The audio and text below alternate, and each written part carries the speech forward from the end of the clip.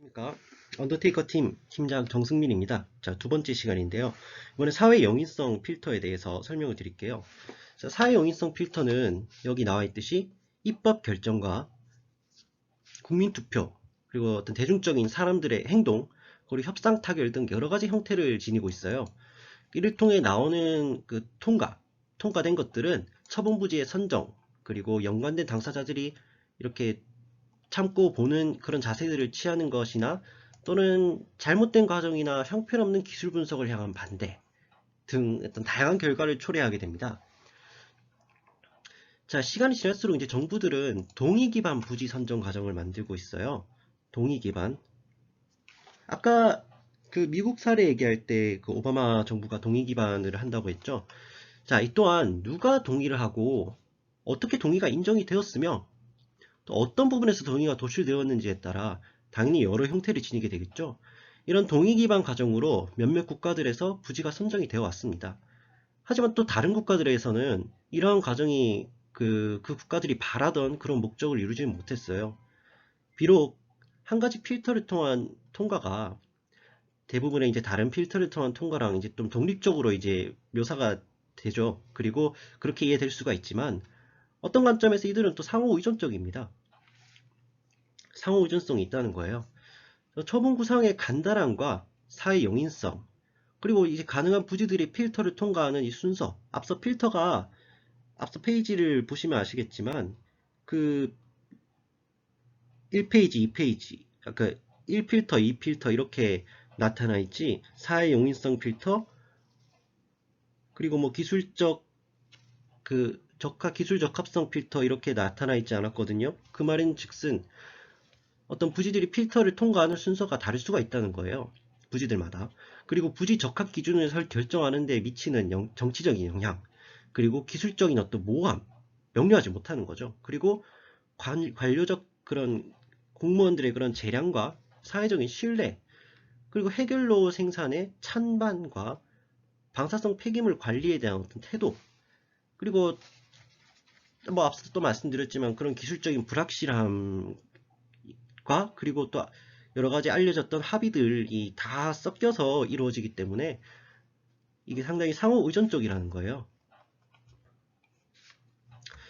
그래서 이제 여기 보고서에서 기술을 하듯 심층 지질학적 처분의 경험이 여러 가지 경험들이 섞여 왔어요.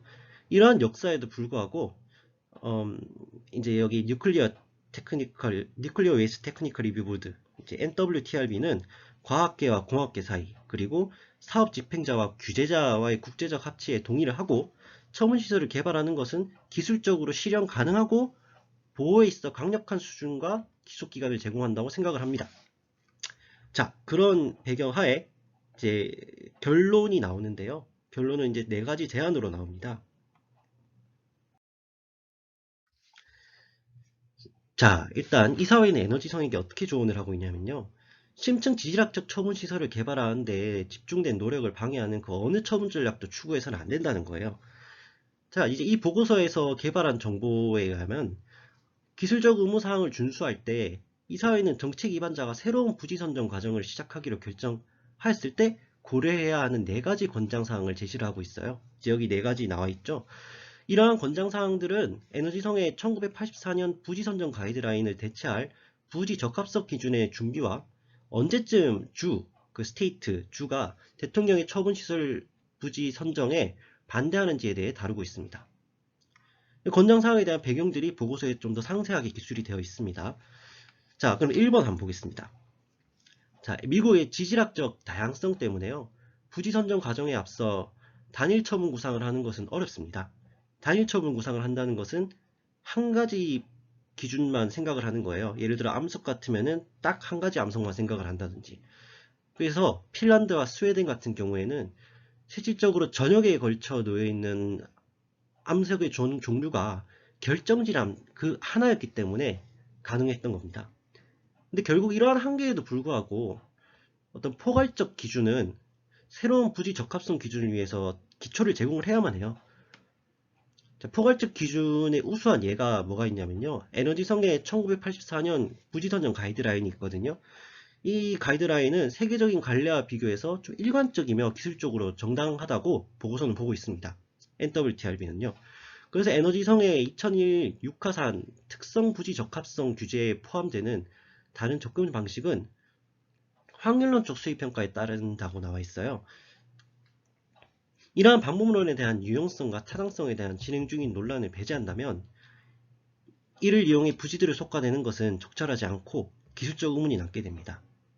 이게 무슨 말이냐? 아까 말씀드렸던 확률론적 수익 평가에 따른다고 했잖아요. 이런 확률론적 수익 평가에 대한 이제 이게 유효한지 타당한지에 대한 논란을 생각을 안 하게 되면은 무시하고 해버리면은 결국엔 기술적 의문이 남는다는 거죠. 부지를 필터링 하는 데 있어서의 어떤 그런 과정들에 대해서 적절하지 않다고 판단을 한 겁니다. 이러한 접근법들을 현명하게 사용하는 것에 대한 필요한 자료들은 어떤 부지 활동이라도 가장 초기 단계에서 이용할 수가 없습니다. 자, 그러므로 에너지성의 1984년 부지선정 가이드라인이 장래, 그 포괄적 가이드라인이 장래의 부지선정 과정을 구성할 어떤 새로운 규정을 만들 때 타당한 근거로 채택될 것을 권장합니다. 에너지성의 육가산에 대한 2001 규정과 같이 기술적으로 복잡한 활동 평가에 기반을 두는 부지 적합성 규제는 부지 선정의 초기 단계에서 타당한 근거를 제공할 수 없습니다. 그렇게 1번에 정리가 되고요. 자, 2번. 에너지성은 두 번째 처분시설의 예비 선정의 숫자를 드릴 때 지역들을 비교하려고 1984년 부지 선정 가이드라인을 적용하였습니다. 이 경우 모든 부지들은 결정지람으로 구성되어 있었습니다. 포괄적 기준을 사용할 때 모함 특성 기준, 이 결정지람으로 다 이제 기준을 잡는 모함 특성 기준을 적용을 했으면은 복잡한 문제들을 좀 쉽게 해결할 수 있었겠죠. 그래서 새로운 가이드라인의 개발은 이러한 상황들을 예측을 해야 합니다.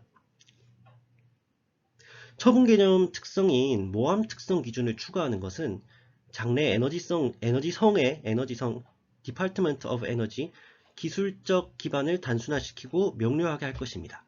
그러므로 1984 부지 선정 가이드라인은 암염, 석염, 결정지람, 점토 또는 셰일 형태, 그리고 관련된 환경에서 고준위 방패물과 사용 핵연료를 처분되는 데 사용되어 오는 지질 특성 구상, 앞서 말씀드렸던 철계 차벽을 포함한 이런 것들에 적용 가능한 모함 특성 기준을 추가하는 것을 권장합니다. 자, 모함 특성 기준. 포괄적인 기준 말고요. 네. 그런 거죠. 그리고 3번 한번 보겠습니다. 시간이 지금 좀 많이 흘러서요. 중간에 또 끊어서 좀 할게요. 재원 3번부터 이어서 나가겠습니다. 감사합니다.